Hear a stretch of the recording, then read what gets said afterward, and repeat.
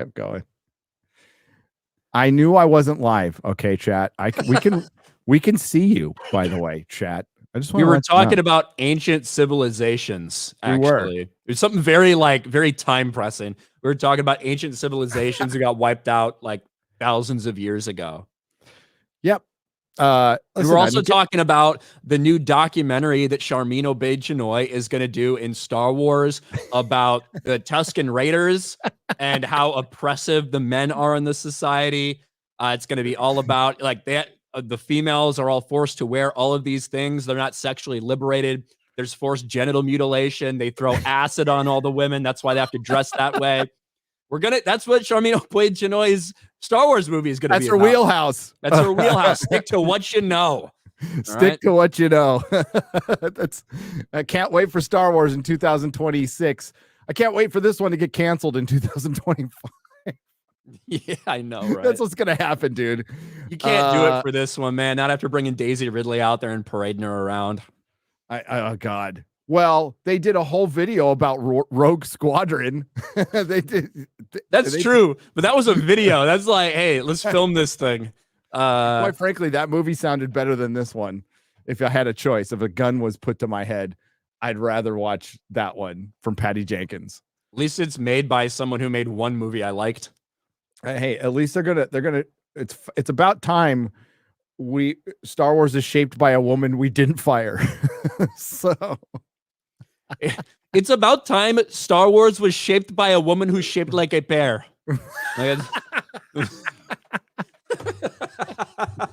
Friday Night Tight starting early, folks. We're here to talk about Reacher. I love to make men uncomfortable. Whenever I sit in their lap, it seems like they squirm a lot. Not because they get a boner, but because I'm too fat. Oh, it's gonna be 2024 starting off with a bang, baby. But that's right. We're here to talk about something good. That's and right. I will say up front that this was a better episode than last week. It ended strongly. I agree with you, Ryan. It ended strong.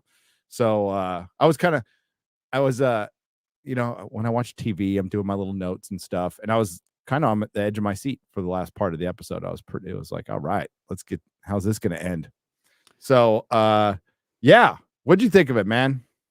I thought it was good. I thought the first part of the episode, there was a lot of dialogue and kind of working through the things that they really did have to explain, which I was worried the whole episode was going to be that way. And I was like, that'd be like, I was fine with it, but if the whole episode had been that way, it was going to be a little much.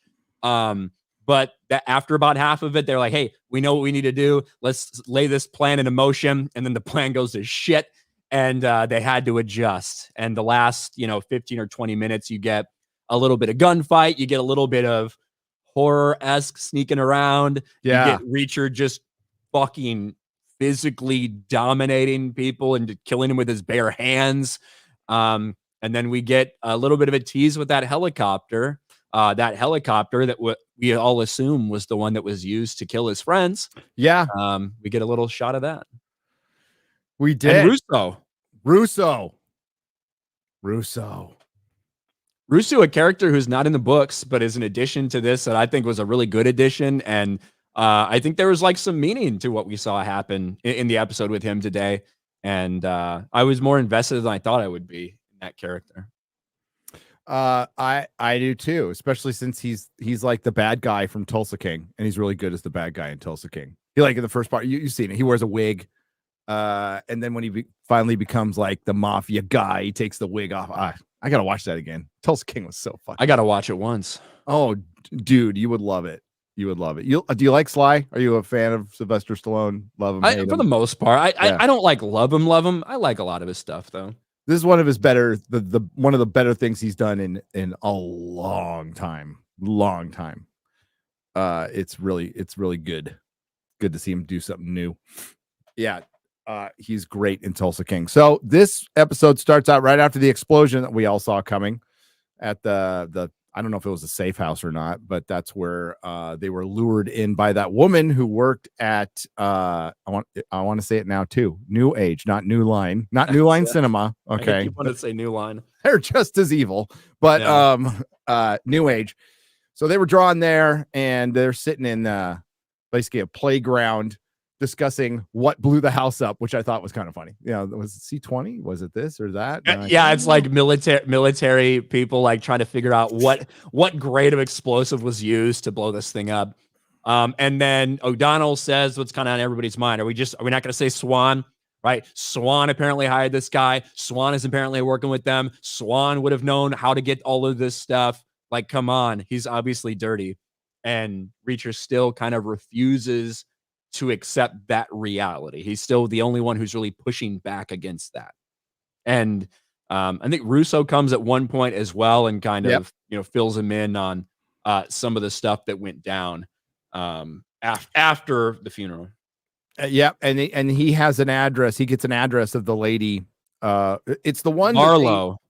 Marlowe is her name. Yeah, that Neely and Dixon. Dixon. Dixon. I see. I'm starting to remember names now.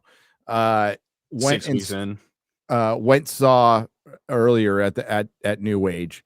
So, and she's the one who bugged out and left her bag of money with her daughter. So as they are trying to find that out, I think he found wasn't an address. They get a lead that leads them that convenience store. Oh, that's right. That's right. Yeah. And they check the security camera and they find her there, and she was playing a Nintendo Switch. So they decide to go. I love Nintendo.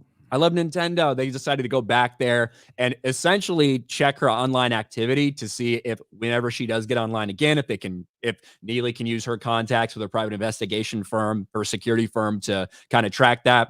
No idea how all that would play out. But so they're waiting there at Marlowe's house for the daughter to get back online and game again on her Nintendo Switch. And Reacher and Dixon fuck again. Yeah, basically Neely plays video games to kind of track her down, and Reacher and Dixon is an appropriate name. Dixon. So Dixon Cider. That's right. That's right. And she's like, Reacher just goes to take a nap, and she's like, I don't know about you, but we've been shot at. We had to go to this funeral. I've got a lot of pent up tension. You got this rule about sleep when you can, and he's like, it's not a hard rule. Yeah, and they fuck. Turned out to be a hard rule, though. It turned out to be a hard rule, yes. In another way. Yeah. Dixon, nice rack. You know what I found out was, so I didn't even know that Alan Ritchson was Aquaman in Smallville. Yes. I didn't know that until somebody brought it up in a chat 2 weeks ago. You know the person who plays Dixon was Zatanna in Smallville? Yes, that's where I know her from. Yeah, and I had no idea. It's like that's a Smallville. They look so different. That show was so long ago. Well, they were babies back then, and now they're in their 40s. But she was a good Zatanna, by the way. Quality Zatanna. Still could be, by the way. Mm-hmm.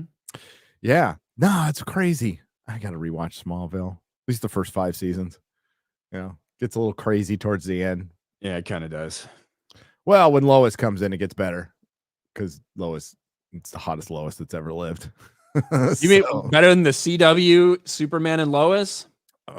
Yes. You mean the one they tried to make look like Margot Kidder, but looked more like Skeletor? Bro, that first episode, the pilot episode where she does the slow turn and she looks like Skeletor. I know. And Clark's just like locking eyes across the room. Yeah, it's whoa, bro. It's just I don't know. It was weird. Eat something, girl. Terry Hatcher is hotter than Erica Durant's. No. But it's by a 0.005%. But they do find eventually they are able to ping the chick playing, or the little girl Jane, I think is her name, Marlowe's daughter Jane, playing her Nintendo Switch. They track the address, and it's some gay as fuck dude's house. And yes. So dude's super gay that's just a good friend to her. Be like, I remember when Trevor and I split up, it was really hard for me too. She told him some lie about running from an abusive ex so she could stay at this gay dude's house. And they turn on the sprinklers to get him to come outside. And then Reacher basically fucking slams him up against the wall. They put him in the garage. And he's like, I'm not going to tell you guys anything. And Reacher, and this is straight from the book, actually. Reacher grabs, he just cuts like a disposable fucking plastic water bottle in half, tapes it onto the end of his gun. He says, "This is a one-time use silencer. I'm about to shoot you in the leg. If you scream, I'm going to shoot you in the head." Right? And like just intimidates the student. He's like, "Okay, I'll call her. I'll get her down here." And he's He like, just rolls. and he goes, "Marlo, can you come out here, please?" And Reacher just like, "I can't believe you fucking fell for that." It's like a 16th inch of plastic, and O'Donnell's like laughing. But it's funny because he uses that exact same thing in the book to trick somebody as well, which is good. His name was Chad, by the way. Yeah, Chad. yeah. And every time he opens his mouth, shut up, Chad. I know, that's so good. AM made a huge mistake. Oh, yes. So AM our killer, who obviously wants to take these weapons and shoot down planes in America or whatever, left something hanging from his rearview mirror. I got a little side story about that in just a second. A cop sees it parked. Usually cops wouldn't fuck with that park, but it's a small town. So he just walks out and he said, "Hey, I'm really sorry. I'm not from around here." And she's like, "It's cool. I'll give you a warning, but I still have to enter the warnings into the system." So he hands over the ID. Obviously, it's the ID of the doctor that he killed, the plastic surgeon that he killed. So as she's calling it in, he just guts her. Kind of hardcore. Probably should have done it before she called it in. Probably should have done it before she called it in, and it got on the cam, which I think is going to come back later. They show him disabling the cam and taking the card out, but I'm wondering if it's going to be like connected to something, which I mean, it could be technically. It could have a backup. I think probably it's just gonna be that report. You know what I mean? It's like, because they said we're sending backup, they're just gonna go there and find a body. But that cover may be blown in some way. You know what I mean? That ID. It is, because she was able to call it in right before she got killed, and then you hear like the dead body's on the ground, and you hear that that's a murder suspect or somebody's been murdered. We're sending out backup right away, and he bugged off. And that was the last time we saw him. I figure he's gonna meet Reacher soon, because since we're coming up to the last 2 episodes. But yeah, like my guess is the last episode. Yeah. But, he doesn't. You know what? He's formidable, but like he'll get his ass kicked by Reacher. What's up, Camelot? How's it going? So the quick story, because I know Ryan's got tons of time. That's right. First time I was seriously arrested, like, okay, I've been arrested for like fights when I was a teenager and curfew. Believe that shit or not? Yes, we got arrested for curfew. Curfew. They put in a new rule because they got tired of all these punk rockers hanging out in front of Pinball Plus or arcade. So at 10 o'clock, they send the paddy wagon down. They arrested all of us, and we had just a big old party at the county jail. It was fucking great. But the first time I was seriously arrested, I got pulled over because I had Batman handcuffs. These little plastic Batman handcuffs that you bought at like the grocery store, right? They're just blue handcuffs with like a little bat symbol on it, hanging from my rearview mirror, right? So I get pulled over by Officer Babcock. She hated me. She's like this 5'1" lesbian freaking sheriff, and she had some oaf with her. So they pulled me over for that. Unfortunately, unbeknownst to me, my dealer is in the back seat, and he brought the fucking scale and all his drugs with him. So I just bought drugs from him, but like there's a unwritten rule. Don't bring that shit in the car, fuckhead. He brought it in the car, shoved it under the seat, said it was mine, and sent me, and I got sent away for a while. And then eventually, this is like the first time I got arrested. So my dad got me a lawyer this time. I got off, and the guy got a lot of heat for ratting on me, like a lot of fucking heat for ratting me out like that. But I have a question, Gary. Yes. Did you ever go back to this guy to get drugs? We got to save that for the book, but yes, I did. Yes, I did. Of course I did. I'm an addict.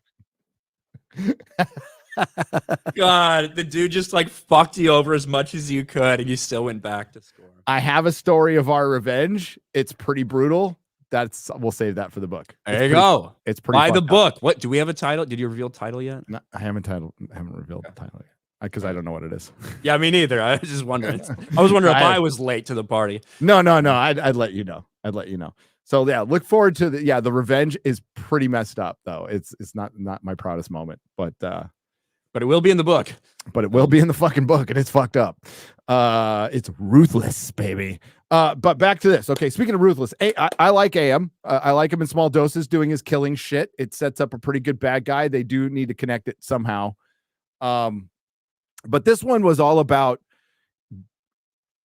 it finally moved the story forward. As Ryan was saying, like it kind of ground to a halt last episode. You know, like the episode was average. It was fine, but not to the level of what we have seen. Like damn near a lot of like little connected things that did need to be connected last episode, but it wasn't, there wasn't any like big reveals or whatever.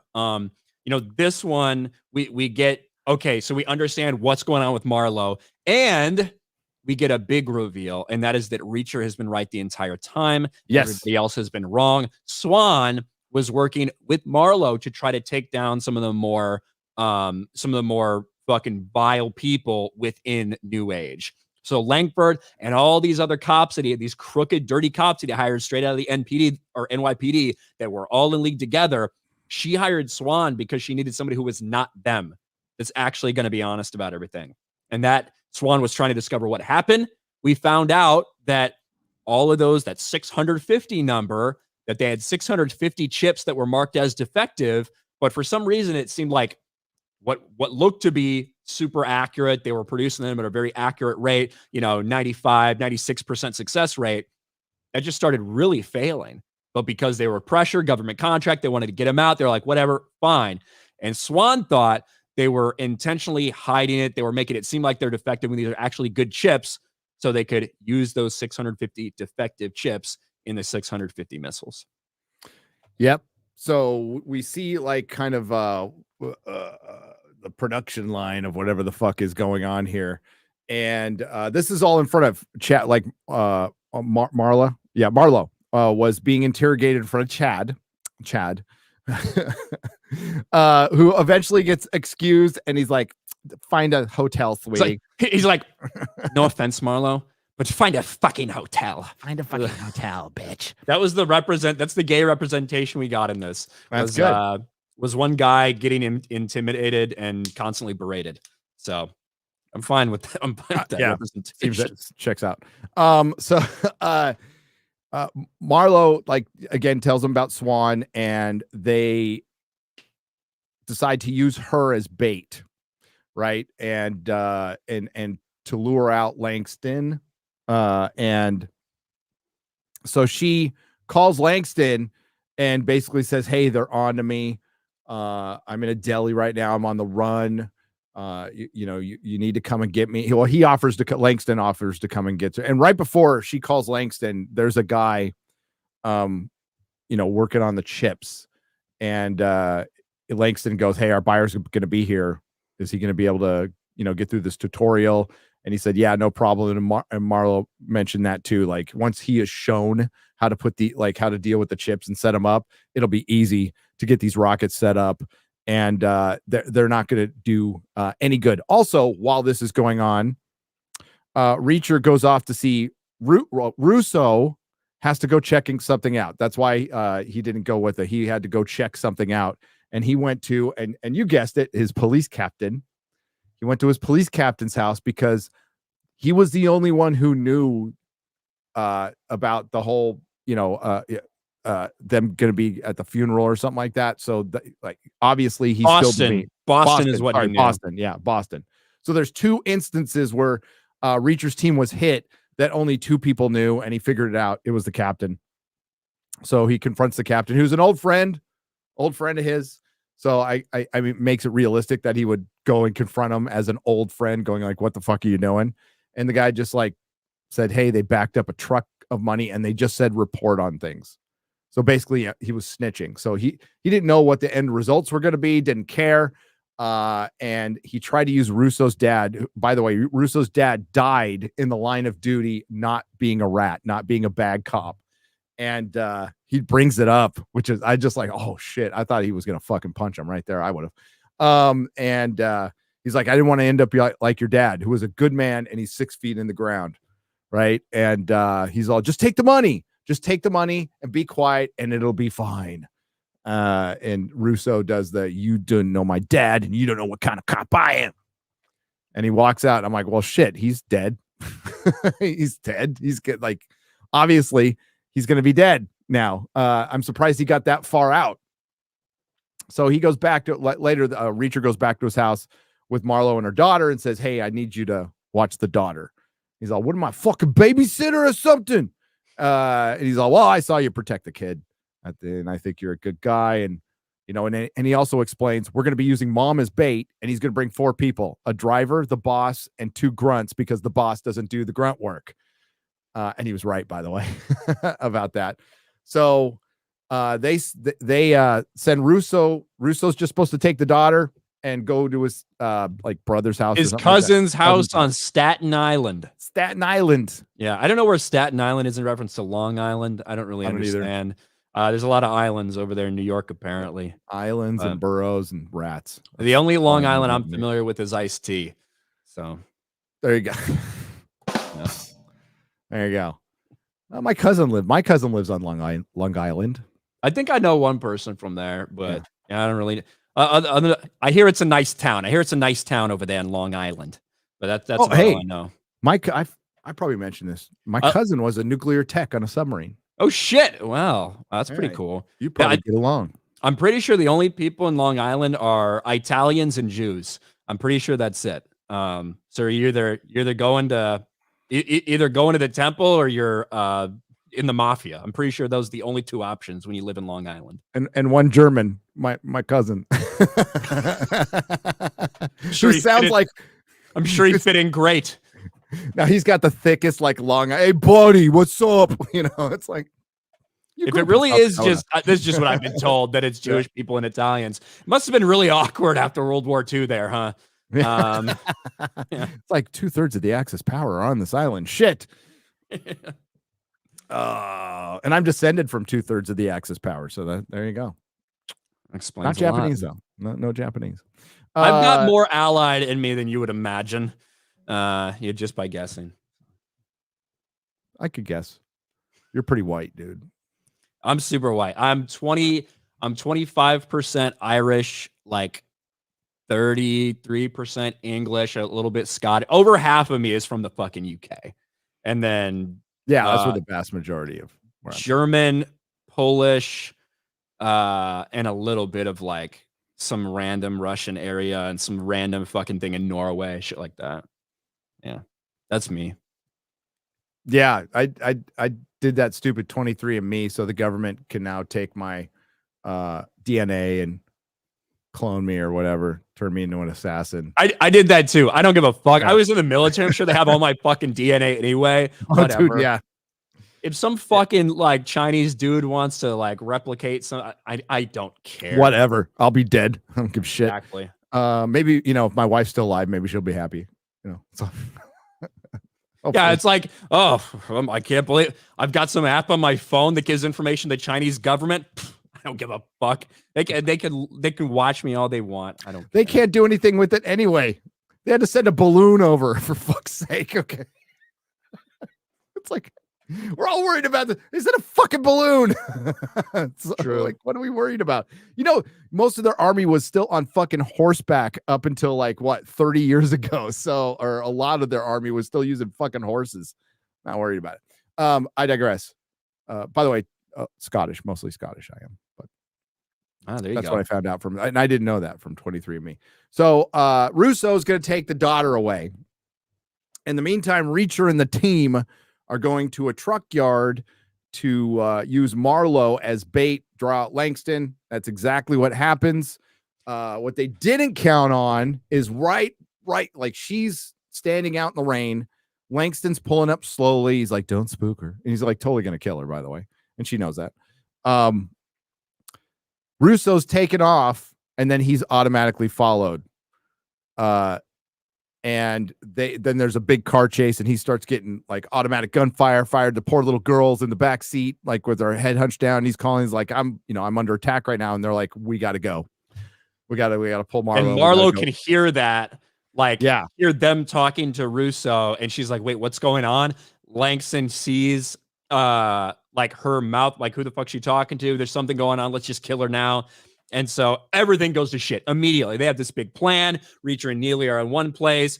Dixon and O'Donnell are on top, like ready to like attack from all angles. All that goes to shit. Reacher runs out there, gets Marlowe out as fast as he can, and like dodges away from them. You know, some cover fire, shit like that. Puts her in the car with Neely, Dixon, O'Donnell. He starts grabbing ammo and says, "You guys go. Russo needs you. Like, he's not going to survive. I'm going to stay here. I've got unfinished business. I'm going to take these guys out." And so they are in a rush.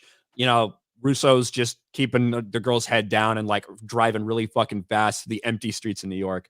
I don't. There was like nobody there, but It must have been like during lockdown, maybe. Yeah, because like I was gonna say, can't be 3 a.m.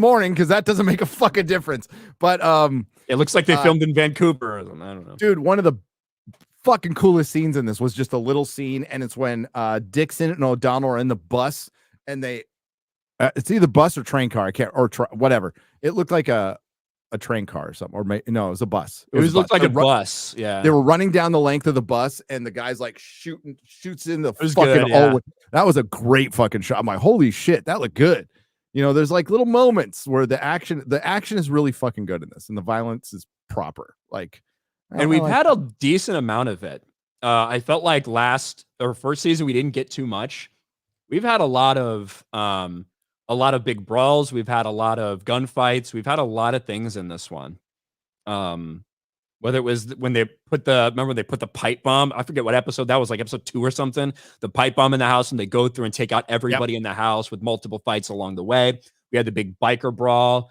We had the shootout in the graveyard, and the subsequent chase scene. This one, we had one chase scene and one Reacher, in the truck yard, basically it's like a scrap yard or something. Yeah. And he is hiding and very slowly takes everybody out. One of the guys he just fucking chokes to death with his bare hands, and like one guy hears his buddy struggling and like walks up there, sees a dead body, he's like, what the fuck? And then Reacher takes him and puts him on a fucking railing, just uses his fucking forearm to push this dude down and choke him to death on the railing.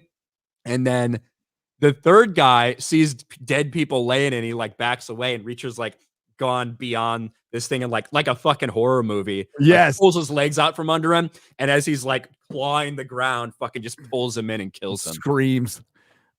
Which gets Langston's attention.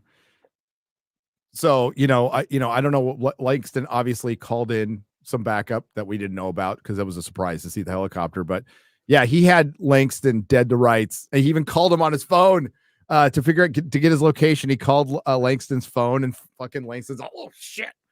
And he's like, I got you. Surrounded by barbed wire, one exit. You're going to have to face me. And then a fucking helicopter comes in, and it's a helicopter. Yep. So he comes in. They've got a guy with a rifle there, keeping Reacher down, and he runs. Helicopter takes off, and well, I don't know if the episode ends there because we've still got the Russo part. We got the Russo part. That's where the episode ends. So Reacher's like firing up at the helicopter, and it just takes off, and then he hears sirens, and he books it. He was that close to getting Langston. He had him basically cornered, and they come in there with the helicopter. Ooh. The helicopter that was used to throw his friends out of and kill his friends. The helicopter that at one point, if you remember all the way back in the beginning of this season, he says, I'm going to throw him out of a helicopter. You know that's going to happen too, and I can't wait. I can't fucking wait. So then it's Neely and O'Donnell and Dixon are in the car trying to catch up with Russo, who's, starting to lose. Then he gets trapped. He gets trapped under a bridge. He gets locked in. So he has to pull the car aside, put the girl down, and he basically stands behind the car and just starts shooting with the guys. And it doesn't go well. So he finally, there's a great scene where he's like sitting behind the car, and he's like basically accepting his death at that point, just going, I'm going to die. I'm going to fucking die, but I'm going to save this girl. So he looks at the girl. He's like, you keep running. You don't look back. You go that way. Don't stop. I'm not going to let anything happen to you, but you got to listen to me. You got to listen to everything I'm saying, but nothing's going to happen to you. I will save you. When I say run, you run. And he says, run. He stands up, starts kind of drawing their fire and going one way. He gets shot, fucking takes Keep one going. out, gets shot again, fucking takes another one out. And as Jane's like running, she does look back. And when she turns around again, there's the third guy that Russo wasn't able to take out. And he's like, sorry, kid, life's not fair. And as he does that, boom, just gets fucking slammed by Neely, O'Donnell, and Dixon's car. That guy dies. Marlo jumps out, hugs her daughter. And Neely realizes where the fuck's Russo, runs back to get him. You see Russo just dying on the ground. They call a cop, or they call an ambulance, but it's going to be too late. And Russo fucking, as soon as Russo finds out that the girl's okay, he like stops covering his wounds and is like just okay with dying. And he reaches his, hand up to take Neely's. And again, if you hadn't been paying super close attention to this entire series, you might not know that like Neely does not like touching people, period. It doesn't matter if she knows, like whatever. She doesn't like touching people. She doesn't like being physically close to anybody. That's a thing. It's same in the books as well. And she like looks at his hand and like grabs his hand as he's dying. Yeah, and it was hard for her to do it, right? She's like, I can't not grab a dying man's hand. So she does, and then she starts like rubbing his head, like, and it was really fucking cool. Now, is he dead? Melissa thinks he's dead. Is Russo dead? I mean, I thought he was. I didn't even think there was a chance that he's alive. But I don't know. Ambulance was coming. It looks like he's pretty dead. I'll leave it to the chat. I think it's open, but I think if he died, that's a fucking Chad way to go out. Although I like the character a lot. I think there's a chance he might not be dead. He might not be dead. I mean, a lot of people have died in this show, but I think that I mean, he did his job, right? Because he told Reacher. He told Reacher that his boss was dirty. And he told Reacher his boss was dirty. This is the same reason his dad died, right? Because he was a good cop who refused to take the money and ended up in the ground. Like it's like to me, like storytelling wise, I think it's a fitting end. However, I could see them not wanting to kill him and giving him a little good ending, and maybe he shows up in season 4. But I would rather he die. Personally. He die, and then it makes Reacher even more pissed. Like Reacher's gonna be fucking pissed because they finally like kind of became friends at the doorway when Reacher's all, hey, because he did that nice thing by letting the daughter. He's all, when we have that fight, I'll give you the first shot. And he's like, buddy, I won't need the first shot. I don't need your help. He's like, I don't need a handicap to take you out. Yeah, he's like, I bet not.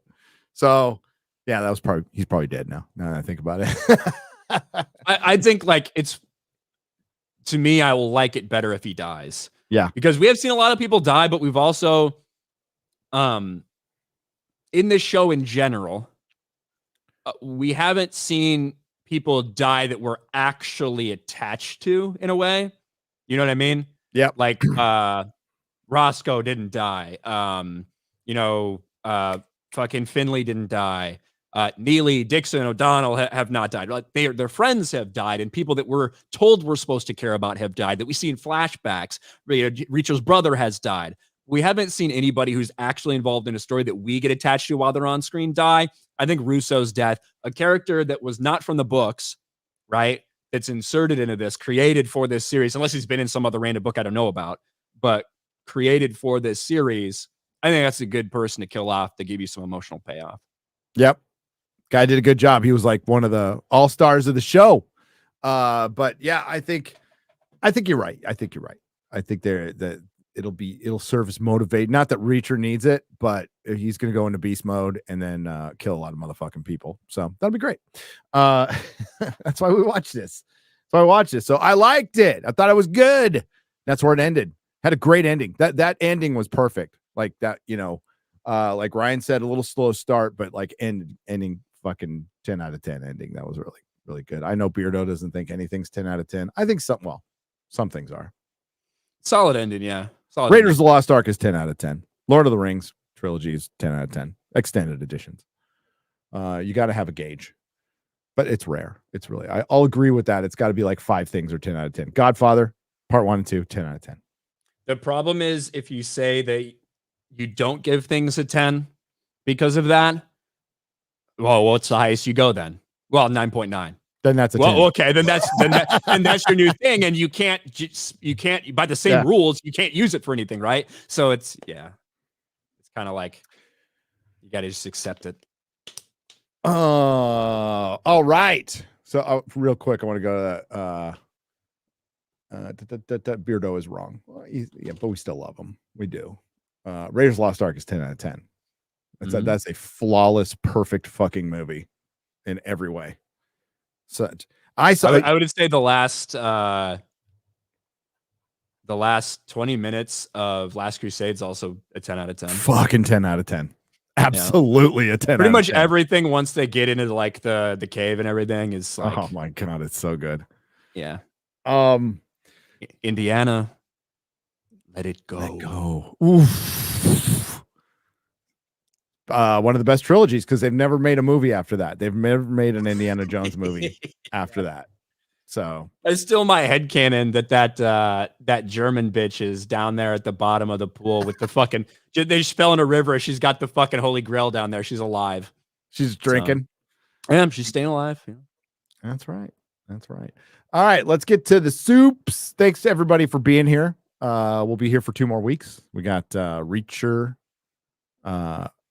penultimate episode, then the finale, and then our next show, unless something else comes up, which I don't think, will be House of the Dragon on the main channel with Mahler. Yeah. I don't want to put any pressure on Jane Theory. She's in retirement, but the door is always open for the great Jane Theory. Retire that young. Well, she's smarter than all of us. So I like that one.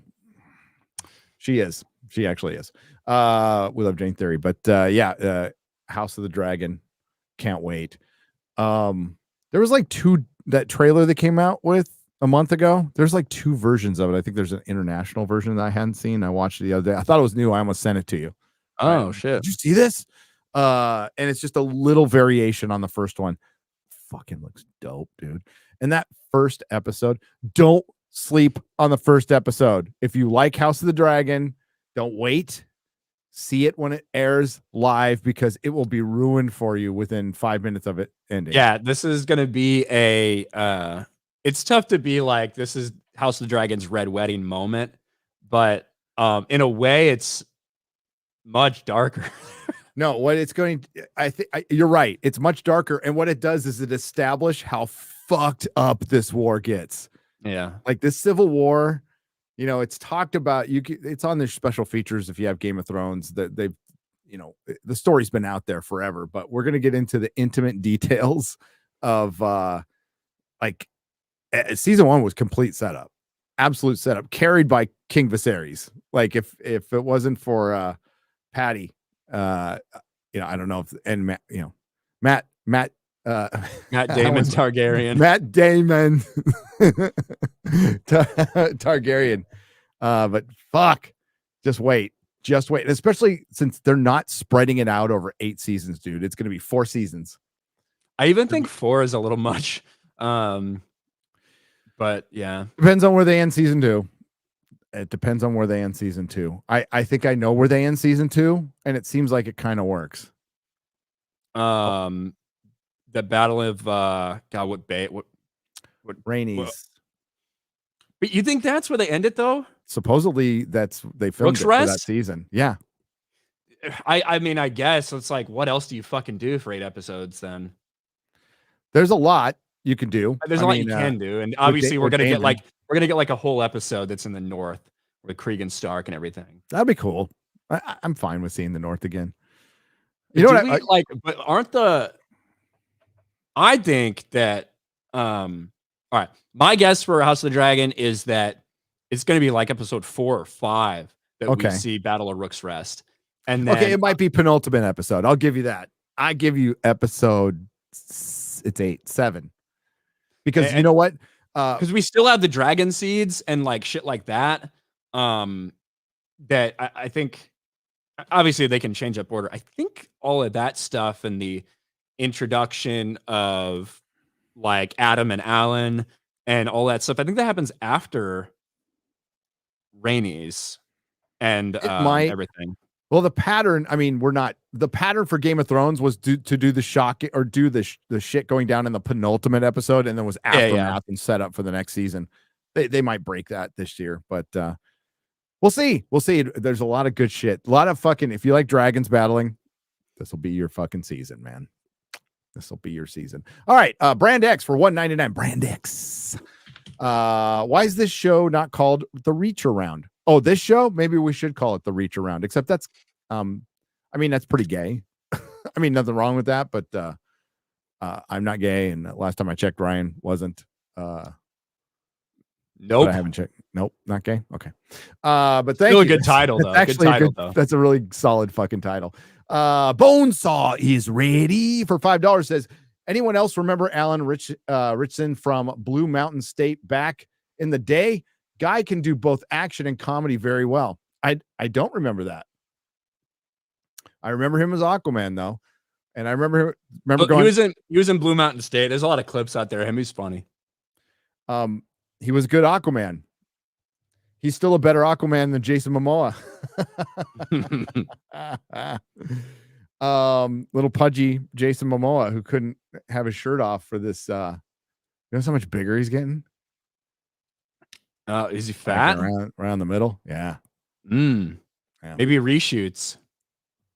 Maybe during the reshoots he was heavier. Jackson Cagle, great stuff, dudes. Thanks for helping me find some good shows. You're welcome. I'm glad we're finding good shows. There's some out there. You know, It wasn't like all shit last year. It was just the shit dominated. That's just a fact. But there was some like really good stuff last year. But it's because they actually to the top. It does. But that was because they actually released stuff last year. I think, you know, we're still coming off of COVID where like the only thing to watch for an entire year was like Tiger King. So, that's right. And the Bulls documentary. The Bulls documentary. The Last Dance was fucking great. That was fucking good. It was great. That was really good. So what I was thinking for House of the Dragon was Battle of the Gullet. Yeah. Now that would be a big thing to end on, and I don't know if we've heard any confirmation of that type of battle sequence, but to me it would fit with the way the first season ended. It would. Now there's I don't know what they're going to do with Laenor, because obviously Laenor is a problem because he's alive. So if Adam wants to claim Sea Smoke already has a rider who's not dead. Yeah, how are they going to work that out? I mean, they could just, I guess they could play, but Nettles does it, right? So Nettles is the one who like not really a dragon seed, and there is cases of somebody who's not a dragon seed learning how to ride a dragon. She's like the one case. So it'll make it 2, which makes it a little less special. But Nettles isn't going to be in this season. Apparently. Well, that potentially, yeah. But I guess the other thing would be, I'm not saying that Adam's not. Well, I'm not saying that. I actually always thought, like in my headcanon, reading the story, my thing was always that Adam and Alan weren't actually even like, they're obviously not fucking Laenor's kids. That they weren't Corlys's either. That he was just, after losing his daughter, after losing everything, we won't spoil it, that he was willing to like accept that just because he was desperate for a family. Yeah. And that was always kind of my theory. Obviously, a lot of that's just me speaking. A lot of shit the from dragon seeds are bastards from Targaryens or Valerian. Yeah, it could have been anybody, Valerian. right? Could be descended from like some random dude who got fucking drunk at Driftmark and fucked some random wench one time, and this is like their grandson. Who fucking knows? There's a whole Preston Jacobs theory. I don't know if he came up with it, but he did a video on it of Daenerys being a dragon seed and not really being a Targaryen. And oh yes, yeah. If you roll through that one, it's like it makes sense. It could, but it thematically though, it's too many ifs and buts. There's a lot of secret Targaryens already. Yeah, it's like I'm especially because not Tyrion obviously is a secret Targaryen. He is. He absolutely is. He absolutely is. But they have to. My thing is not that Adam's not a an actual dragon seed. My argument is a dragon can't have two riders. So the reason Sea Smoke was free was because Laenor died in the books. And Laenor's it's not like dead yet. you tell the dragon that Laenor's dead and it'll believe you. It feels it. It senses it. It's blood magic. So, and there's a connection. So yeah. That presents a problem. Maybe, but you know what? I think they'll think about it because they have George there to ask. You know what I think would be cool would be if Laenor comes back after Battle of the Rook's Rest. I think that's what makes Laenor come back yes, I know where you're going with this. Different so, identity. Yeah. Well, I don't think I don't think Laenor comes back as Laenor. See there, I've heard that theory that Laenor comes as Adam, right? That Adam of Hull is actually Laenor. I don't love, like, for the show, I guess it's okay. I hate it in general, but there's a lot of that out there. People thinking that could be the case. Here's what I think. I think that Laenor comes back after Battle of the Rook's Rest, and I hope this is my whole theory before a lot of leaks came out about the fucking season. But if they did do Battle of the Gullet, that kind of as a sacrifice, because who's Viserys and is it Aegon? What? Aegon and Viserys are like in trouble during that, and Laenor ends up kind of sacrificing himself to save Aegon and dies in the process, and then Sea Smoke is free. That's kind of my guess, but I don't. That really would be good. know. That's not bad. I think that's a decent guess. And there are secret people in A Song of Ice and Fire. A lot of secret people. Okay. Yeah. You've got the Sphinx is obviously a sand snake, obviously a girl posing as a boy.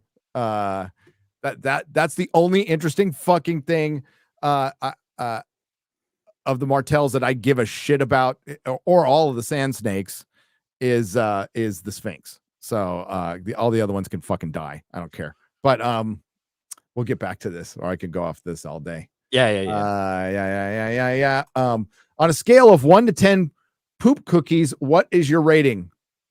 Well, is 10 poop cookies good, or is 1 poop cookie good? I think a poop cookie was a 5, from what I understood, because you can eat around the poop. You could eat around the. Anyway, on a scale of 1 to 10, I think this episode was 7.5, 8, or something like that. Good. Yep, I'd agree with that. The Woke Breaker for $5. I got pissed and nervous when he kept praising Neely in the beginning. Then I got back into it. Hail all Ryan for Blade. I think Ryan would be an excellent Blade. Yeah, I'll be the Daywalker. Yeah. So did I ever tell you you're smart, Neely? That is direct from the book. That is like their relationship. And she's like, not nearly often enough or whatever. Like that's their thing. Neely has more trust from Reacher than anybody else. And Neely respects Reacher with like everything that she is. So it's a good relationship. I love this, even if Richon is a couple inches shorter than Reacher. Yeah, I mean, it's better than being an entire foot shorter than Reacher. Yeah, I like Tom Cruise. Yeah. Yeah, so Reacher is 6'5". Is Alan Richardson like 6'3" or something? 6'3", yeah. Yeah, I mean I think you're okay. Yeah. I think that's appropriate. He has the body, the intimidation factor. So my oldest son is 6'5". He's a big boy. Big boy. Size 15 fucking shit. Like, just it looks like a canoe. When we have to, like, you'd fit half a gallon of milk in there. Fuck, you can like fit 2 of every species on the planet if the flood comes in his shoes. They could be Noah's Ark. They're fucking huge. It's weird that they only took a boy and a girl of each species, you know? I know, weird. Yeah, it's weird how that works. They didn't take any transgender people. They didn't take any of the trans lions. Big Badoo TV, Big Badoo for $7.99 Australian. Read some of the Reacher books a while back, and I gave the TV series a try because you two liked it, but I didn't like how they did Roscoe's character. I liked Roscoe. I thought she was. It's been a long time since I read The Killing Floor, but I thought she was fairly reminiscent of the character from the book, like personally. I like that. Again, Reacher, throughout all the Reacher books that I've read, all of Reacher's romantic interests are not typically these like fucking damsel in distress. They're like competent women, right? Yep. Who still need to be saved by him. They But do. they're like competent women who are like know what they're doing, and don't necessarily like get pushed around or whatever. There's a whole scene where Finley's talking like she's getting reckless, and he's like, "You are not a 300-pound monster. Yeah. You can't do this shit." Okay, and yeah, I mean, I like the scene where they broke into her house and she got pissed. You're pissed, yeah. Like, no, they came into my motherfucking house like that. I'm like, there you go. That's cool. There's nothing wrong with that. I like the three-way boss battle scene at the end of Reacher season 1, where the black man gets resurrected just to fight the other black man. Reacher fights the white male evil man, and Roscoe takes out the fat, out of shape old man who can like barely breathe. Dude, that was straight out of 80s movie. That was an 80s movie ending, and I'm like, I'm fucking down. I'm okay because I like these characters. And I don't give a shit. I also didn't like when she was a bitch when she said she was okay to be scared, and then she slapped him. You know, that I thought they handled the female characters really well in this show. You know, it's not like she was girl bossing him around. That's where it would get fucking ridiculous. Absolutely ridiculous. Because this dude, the one thing this show does get right is like for Hollywood, I'll preface, is a fight. You know, a lot of discussions were going around with the Echo fight, and again, you don't know anything about fight choreography. You're right. Actually, the guy on Twitter called it fight choreo. I don't know what the fuck fight choreo is, but I'm guessing he meant fight choreography. But I would go, yeah, but I've actually been in some fights. I know what a 200-pound man would do to a 140-pound out of shape woman with one leg. He'd kill her. Okay. He's also deaf. Yeah. The fact that she takes Daredevil, it takes Daredevil 30 seconds to take on this girl is fucking ridiculous. But Gary, okay. you know that fight scene's 7 minutes long, right? I know it's 7 minutes long. And the reason Echo can fight Daredevil and does defeat him in the comics is basically out of trickery, because she can mimic his moves. His moves are based on being able to see 360 degrees, period. She wouldn't be able to sneak up on him or do anything. That's why Daredevil, with no superpowers except for the radar, which is pretty fucking good. But his other superpower is he is the man without fear. He doesn't get scared of shit. He's ready to go. So the comic book Echo, believable that she could get the upper hand on him briefly. The fact that this Echo could stand in for more than 10 seconds is ridiculous. Did she also do that in the books? I'm just forgetting and overreacting, or did they change her character? Says Big Badoo TV for 790. Thank you for the super chats, Big Badoo. It's good to ask these questions, and it's okay to give your opinion here. We respect it. Yeah, again, it's been a long time since I've read The Killing Floor. It probably 8 years before I watched season 1. But I don't know. It didn't come off as authentic or anything to me. Come off as good.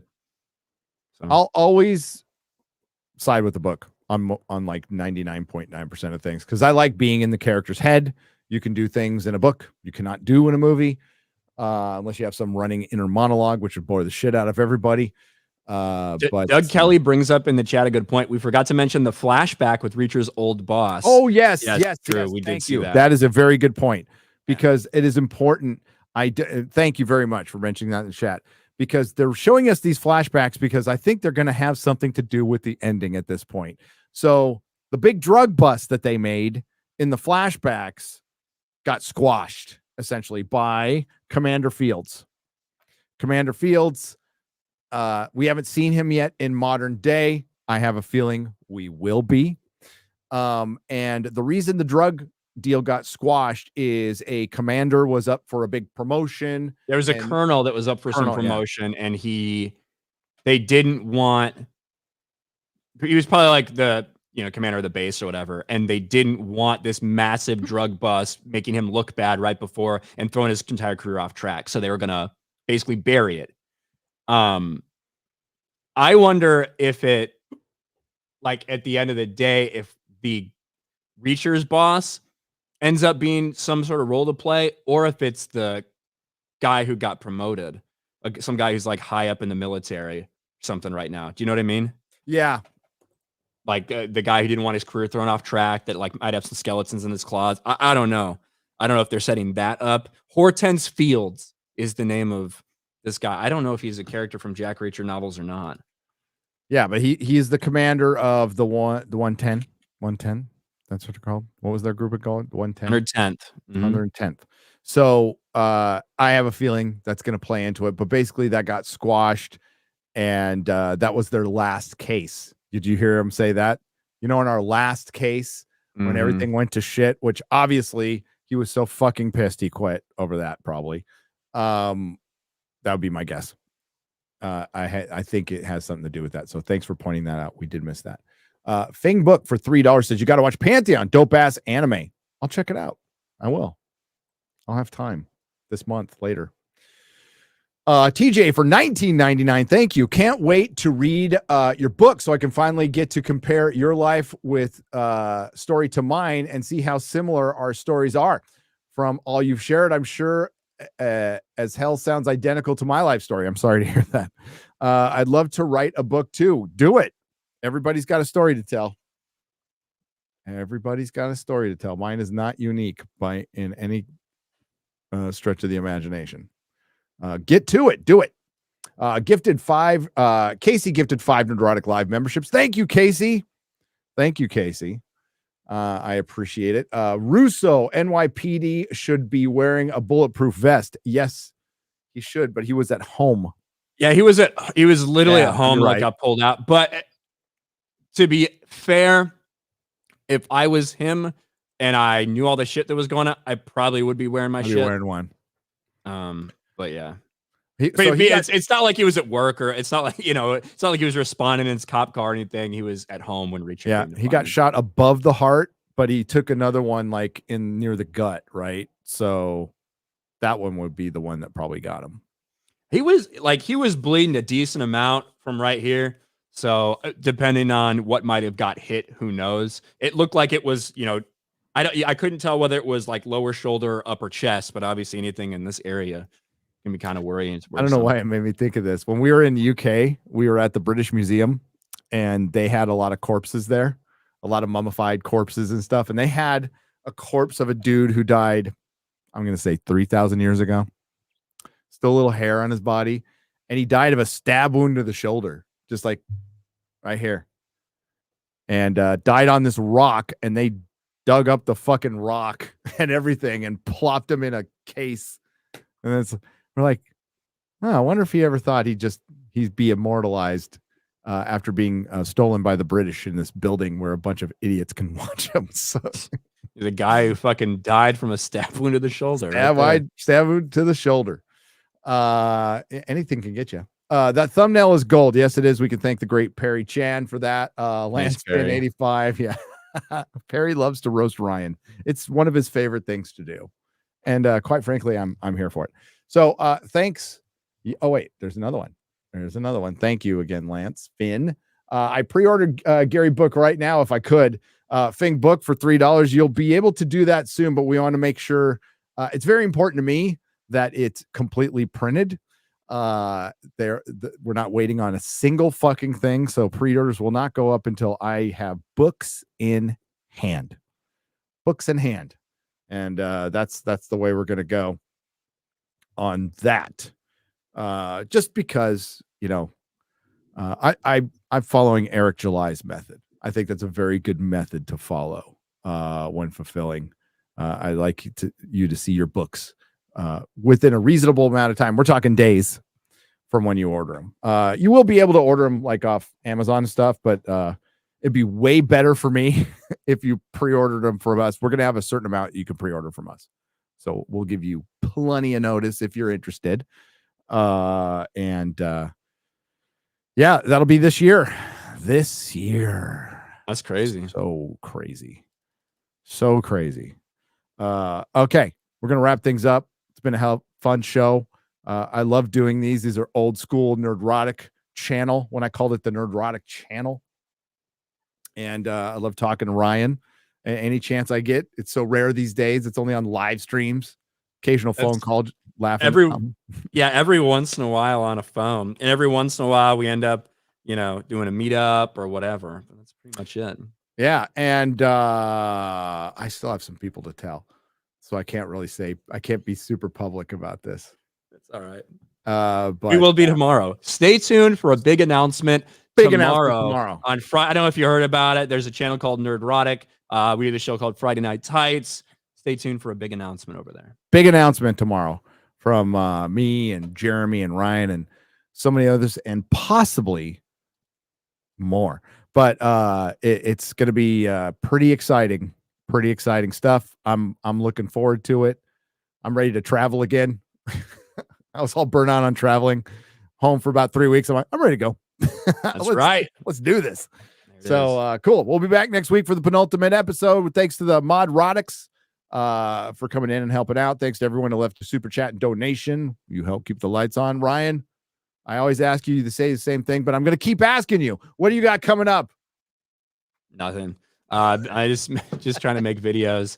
January, that ad revenue. I got to pump out some more videos. So I'm telling you, January gets a bad rap. It's not as bad as February. February's worse. Then I'm not looking forward to February because you get some carryover from the holidays. But hey, no, it's Black History Month, so we should get tons of advertising for that. I should at least. 100%. You should for sure, especially as the DEI executive for Friday Night Tights. But yeah, we'll see you guys tomorrow night on Friday Night Tights with Legal Mindset. Yes. Legal Mindset's awesome, dude. So and it's some good Disney shit. What a good week to have him on too. It's a really good week to have him on. Because he's a lawyer, an actual lawyer. He lives in not North Korea, South Korea. I don't think he lives in North Korea. I could be wrong. I don't think anybody lives there. But he's over in fucking Asia, Japan, South Korea, one of those fucking places over there.